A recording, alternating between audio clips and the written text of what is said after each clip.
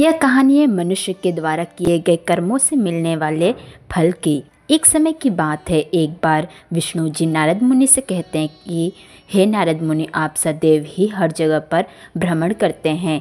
आप कोई ऐसा घटना बताइए जिसे देखकर आपको बहुत ही ज़्यादा आश्चर्य हुआ हो। विष्णु जी की बात सुनकर नारद मुनि कहते हैं, हे प्रभु, आज ही मैंने एक ऐसी घटना देखी है जिसे देखकर मुझे बहुत ही ज़्यादा आश्चर्य हुआ।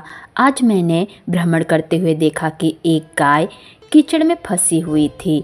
उसी समय वहाँ से एक चोर गुजर रहा था, परंतु उस चोर ने उस गाय को निकालने की कोशिश भी नहीं की, परंतु उस गाय के ऊपर से चढ़कर चला गया और थोड़े ही समय बाद उस चोर को खजाने से भरा हुआ मटका मिला।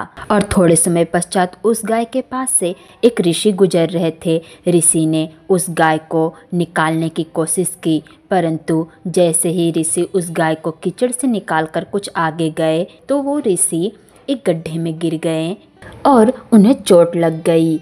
हे प्रभु, मुझे ये समझ में नहीं आ रहा है कि यह किस प्रकार का न्याय है कि गाय को बचाने वाले व्यक्ति को चोट लगी और जिसने गाय को नहीं बचाया उसे खजाना मिला।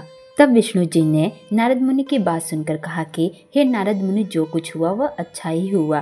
तब नारद मुनि कहने लगे, हे प्रभु, ये किस प्रकार का अच्छा हुआ, मुझे समझ नहीं आ रहा है।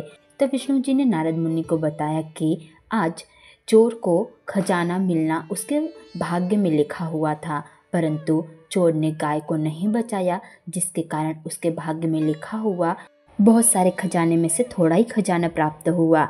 यह उसके कर्मों का फल ही है, जिसके कारण उसे कम खजाना मिला। और ऋषि के भाग्य में आज मृत्यु लिखी हुई थी, परंतु ऋषि ने उस गाय को बचा दिया। ऋषि ने अच्छे कर्म किए और उनके भाग्य में लिखी हुई मृत्यु टल गई और केवल उन्हें आज छोटा सा चोट ही लगा। ये सुनकर नारद मुनि कहने लगे, हे प्रभु, आपकी माया अपरंपार है।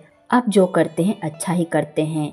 इसलिए कहा जाता है कि व्यक्ति के कर्मों के आधार पर उसका भाग्य लिखा जाता है। इसलिए व्यक्ति को अपने जीवन में सदैव ही अच्छे कार्य करने चाहिए। इस प्रकार की धार्मिक जानकारियों के लिए आप हमारे चैनल को सब्सक्राइब करें।